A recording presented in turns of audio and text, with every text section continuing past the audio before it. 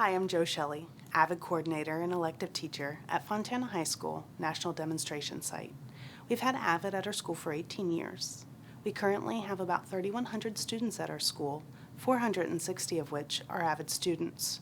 We run about 35 students in our AVID elective sections, and we currently employ 14 college tutors. The tutorial you're about to view are our 10th graders that have been using the updated tutorial process for the last 6 weeks. You're going to share your questions. You're going to figure out who goes first in your group. My question, my point of confusion would be, how would you solve 4x squared plus 81 equals 36x by using two methods and would the solution come out the same? My point of confusion was, using the knowledge you have about questions, how can you classify the max or minimum, the range, and domain? My point of confusion was, after dividing the 3 by the entire equation to leave x squared alone, what process must be achieved in order to solve this equation by completing the square? My point of confusion was, after doing the discriminant, how do you describe the number and the types of roots and the solutions by using a quadratic formula? My point of confusion was, by using your prior knowledge on completing the square, how would you transform the equation into vertex form, and what is the process for finding the points? Okay, so now that we have read all of our point of confusions, who needs the most help from the group? Well, I do. Jenny? Okay. How have the tutorials changed with the use of the updated TRF? I think that the pre-work is a fundamental aspect of the new TRF. I think pre-work is what is making the students learn faster now, and it is speeding up the tutorial process, whereas instead of having one student the whole period, now we have 2 or 4 or even 5 students go up there. It cuts so much more time, and just having the students identify their point of confusion on their own is really helping them understand the stuff much more. What advice do you have for other tutors or teachers? Well, I mean, I think that this new TRF should be used at a worldwide level. I mean, as a college student now, I feel like if I would have been using this new tutorial process, I would have actually not been more prepared for college, but had a lot of more individualism in high school, which will make you mature more, both in your study skills and identifying what you don't know in a problem. Not just simply saying, I don't understand this whole problem. It's like, oh, I don't understand this about this problem. You know, I think that's just very important.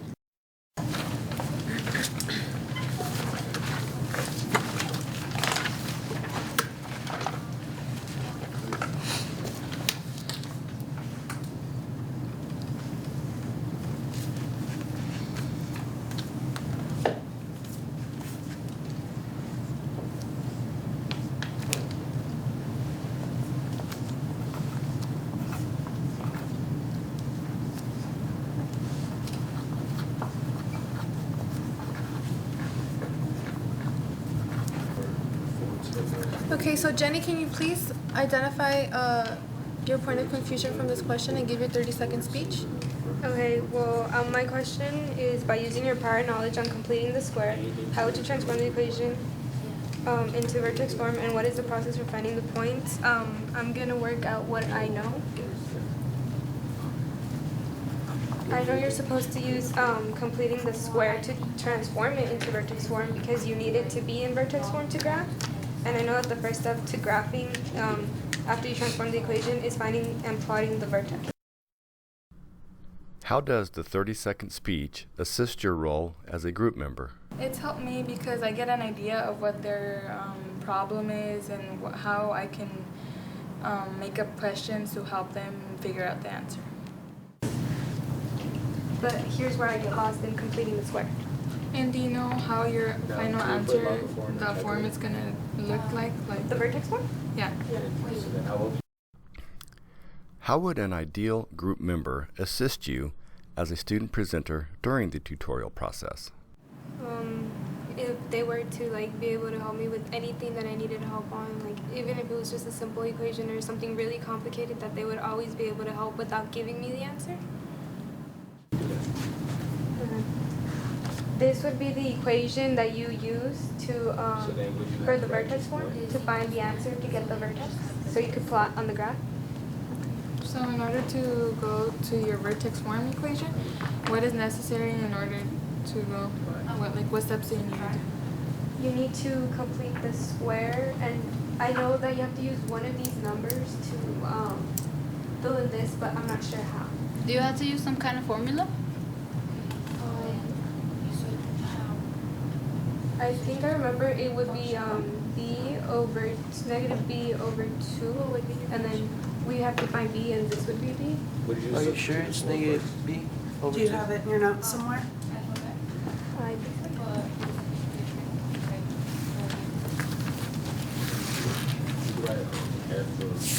What do you think? If you don't have it there, you can use the book as well. I'll use it.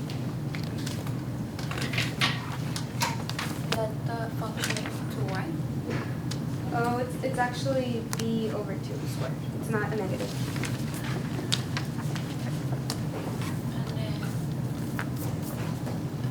then I switch the y and the x. So then I would fill in for b. And then twice I leave the y and I subtract the 5. Okay, now that you have your 1, where would you use it in your equation? I would fill in the blanks.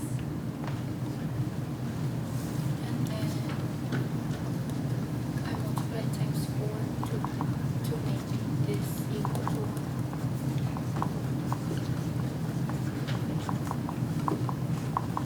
What can you do after you filled in the blanks?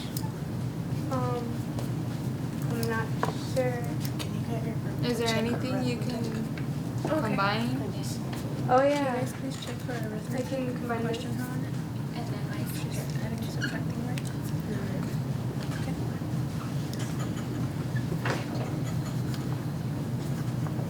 And then you switch the, you write the y as reverse. Are you sure you're doing your addition and subtraction correctly?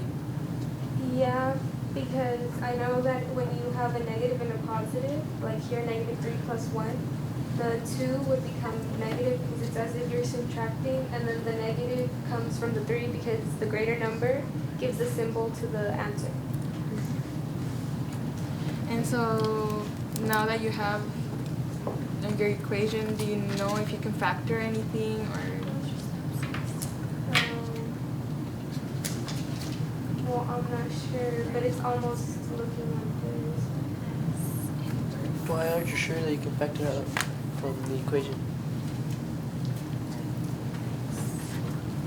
What am I sure? Why aren't you sure that you Why can? aren't Yeah. Because Because this is the form of it. Wait. That's how you know it's the this is practically this. I just need to move the 2 over, right? What is your b squared over 2? What is that? Tell me. That would be to finish completing the square. And what number did you fill in? What number did I fill in? Correct. Yeah, I put that. Okay. Not really just. And can you, and when you take your 2 squared over 2, are you following your order of operations? Yes, because you would divide the 2 over the 2 and then you square what you get. Do you know what your order of operations are? PEMDAS, parentheses, exponent, multiplication, division, and addition and subtraction. So are you following your order of operations? Let's see, how about you look in the book again to double check how the formula looks? It looks right. Are you sure? Are You're not aren't you forgetting forgetting something? I don't know. How would it be possible for The first thing for in the order of for it to be operations. divided and be exponent at the same time?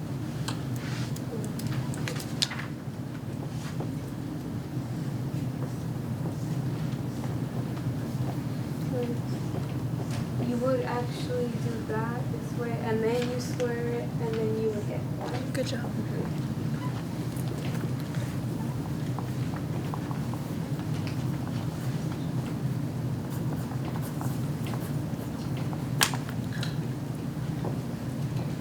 How can you factor the right side? This side? Yeah. By using the diamond method?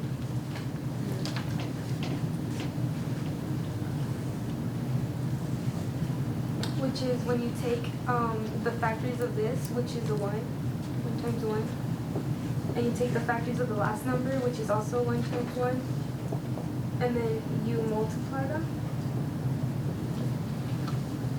And if they add up to this number, that means they're correct, like when you do the diamond method. Can you explain that one more time for me, please?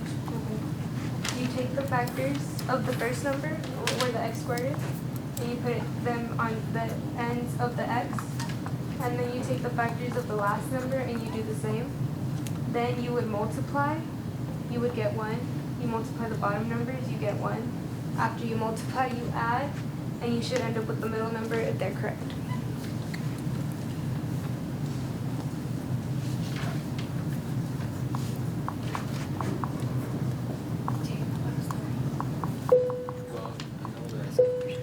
And now that you've come to this, what step do you need to do in order to make it look like your vertex form on the bottom? Well, the y is alone here, so I would have to make this alone too. Wait, how did you get the A? The a? Mm-hmm. Oh, the a would be a 1 because, as you notice here on the x squared, it doesn't have anything, but it's also a 1. So sometimes it's just imaginary. Oh, okay.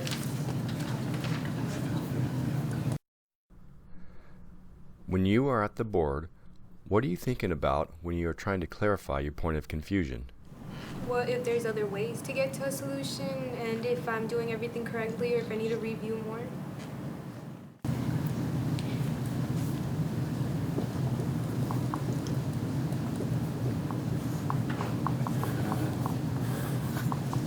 And now that you got your equation in vertex form, what steps do you need to do in order to find your vertex?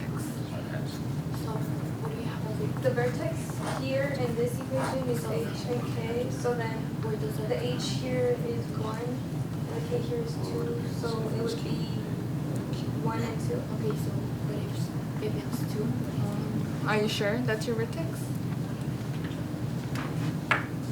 Wait,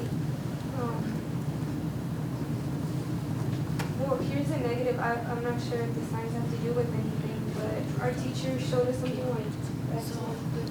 If it's positive, but when it's not a positive, I feel like it's like be the same.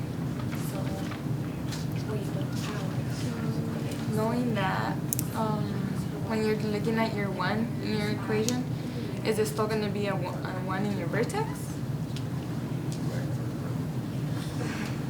I have actually figured out it would be negative because of this.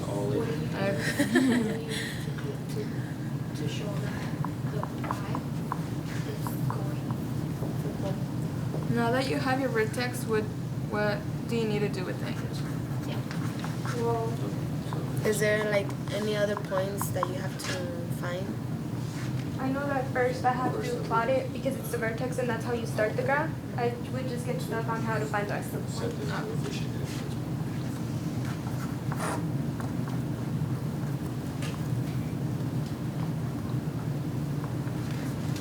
So from here, how would you find like other points on the graph? I know you only need 2 more and that you use a table, but I don't know how to fill in the table.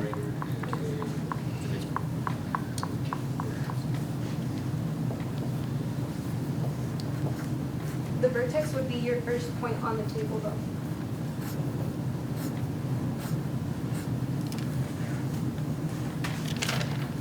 Do you know how to find the other x's?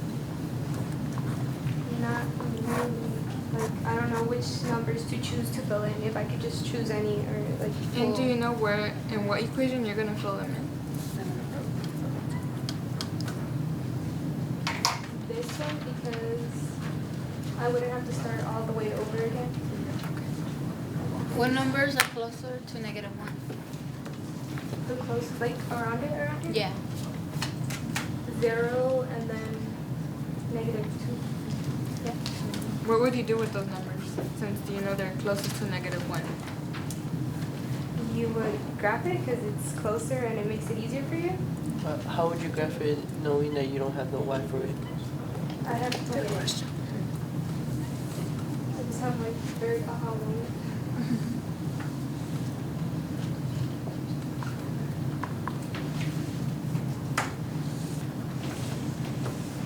I already found this one, and I know that our teacher mentioned that if whatever you get on this one, if it's correct, it should reflect on this side. So I'm just going to check my work now.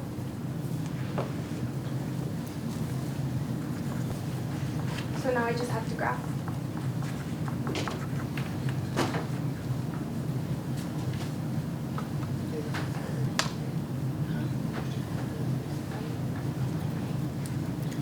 And that would be my vertex. What is that thing called?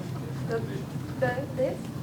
It's the parabola, and a parabola is a set of all points in a plane that are the same distance from a given point. So I already found my vertex and the points to graph. Now I just need to write my question. So what more questions can you guys ask her to check for understanding?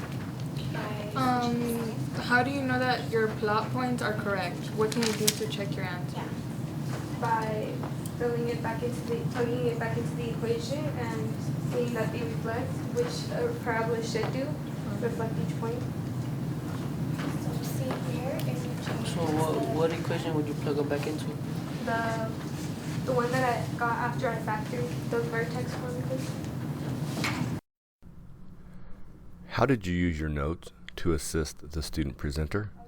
I use my own notes by trying to analyze the question and how using specific details of my notes in order to form questions to help her. What advice would you give to other group members about assisting the student presenter? Just ask questions that would help her reach the answer, and just use notes and guide her to the correct form of using tutorials. Any more questions? Are you guys done? Yeah. Okay, so we're gonna write our steps.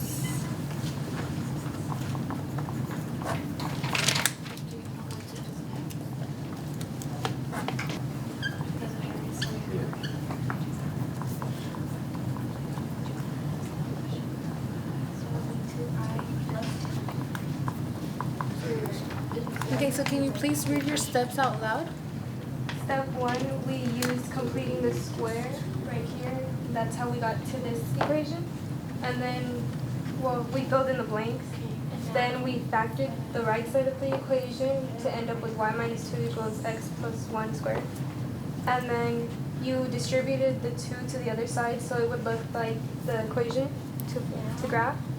And then you found the vertex, which was h and k, the -1 and the 2. We found points near the vertex, which were 0 and -2. And then we plugged them into the equation that we created. And we plugged them in there and found the points and graphed. How do you verify your learning back in your content class? Like, I look at the problems or whatever we're discussing in class and then see my work from the tutorials, and I can see how we do the same or if I'm messing up somewhere. Okay. You guys satisfied that she understands what her point of confusion was? Yeah. All right, great. I need you guys to have a conversation about what you covered today and talk about the point of confusion and how you worked through it. Talk about what you learned. So who wants to go first? What I learned of the point of confusion was on the completing the square equation, the b over 2 and squared. I didn't know that you had to do that before completing the square, and now I do. Heidi? Well, I know you had to do that, but what I didn't understand was like what you do to one side, you do to the other. I didn't know that, but now I Like know. the -3?